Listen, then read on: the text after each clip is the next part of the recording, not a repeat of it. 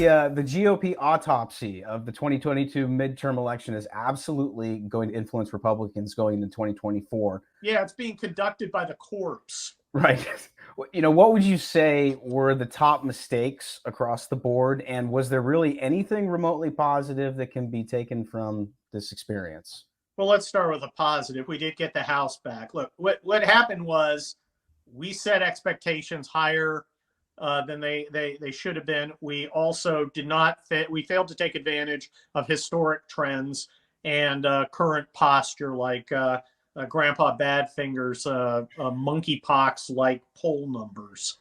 Look, there's plenty of blame to go around. I think if you're a man, you start with yourself. Like most pundits, I thought we were going to do a lot better. Historical trends, the current situation. I liked many of our candidates. I think Adam Laxalt was the quintessential candidate for Nevada. He didn't get it done. He's a friend of mine, good guy.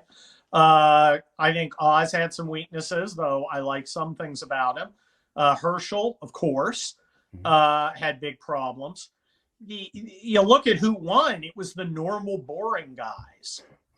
It was the guys who just did a good job. And that includes, I don't think DeSantis is boring, but I think he does a good job. You go to, when I'm in Florida, you can feel the energy is different than here in California. DeWine in Ohio, Reynolds in Iowa, Kemp in Georgia. These guys ran far ahead of the guys who weren't perceived as being normal and competent. Okay. JD didn't do as well as DeWine. You got to wonder what's the X factor there. Herschel, of course, a little behind. I just think, people are looking for normal and competent. And if you start getting somebody who's interesting, I had a friend who was very much a artsy fartsy kind of guy, like literature and stuff, but very smart, very funny. And he once said, people who look interesting aren't. I think people weren't interested. Dr. Oz, interesting cat, celebrity, hung with Oprah, who stabbed him in the back. Yeah. The voters weren't interested. Instead, they took frickin' Shrek's, moronic brother. Yeah, it's interesting. I guess maybe, boring is predictable. And that's not every cycle. That was just this cycle. Right. So I don't want everybody to go, well, now we know the key. Let's get all boring candidates. I don't know what 2024 is going to look like. 2016 was not about boring and competent.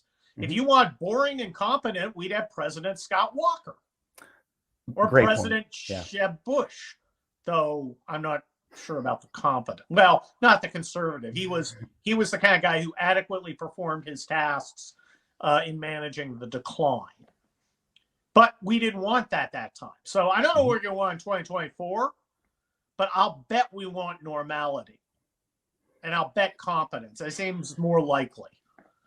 So, the other thing, of course, the mechanical stuff. There are certain states where we did not take advantage of the existing laws to the extent we should have. California and New York, we did a very good job of adapting. Arizona, not so much. Yeah. And I think some of our candidates made mistakes. I think Carrie Lake made mistakes. I think the voters weren't ready for somebody like Blake. And that's not what the voters wanted. And we didn't pick that up.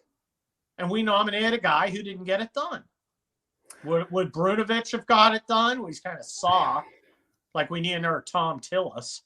Branovich is going to be known for his nunchuck stunt on the roof of the state capitol. And if you've missed that, then I encourage everyone to go and YouTube it because it's all over the place. The guy's a fool. So that's my home state. And I'm not going to dictate to the Arizonans. I'm just throwing names out there. Oh, I know. Another guy, Lamont. Yeah. I talked to him. He was a little more normal. Yeah. And I'm not saying normal in a, if you're not normal, you're a weirdo. No, a guy like Blake Masters is not your typical dude. No, he's a walking brain, basically. Yeah. And there's a place for guys like that, but it wasn't in Arizona in 2022. Yeah. It just wasn't. Pima GOP, that whole area down there, it's completely purple. You know, I used to live in Tucson. It's an absolute blue nightmare down there. So it's going to be a long time before you need a party head of change down there more than Well, anything. And I think Kelly Ward has got to go. I mean, you want Kelly Ward hasn't cut it. I like Yeah. Kelly Ward. She's a nice lady, but she can't she's get it not done. good enough. Yeah. So she needs to go. Yeah. I Speaking mean, of which, it's not personal. You're just not, you know, it's like football guys, you know? yeah. Well, you start losing, eventually you're, you know, relegated to Pop Warner.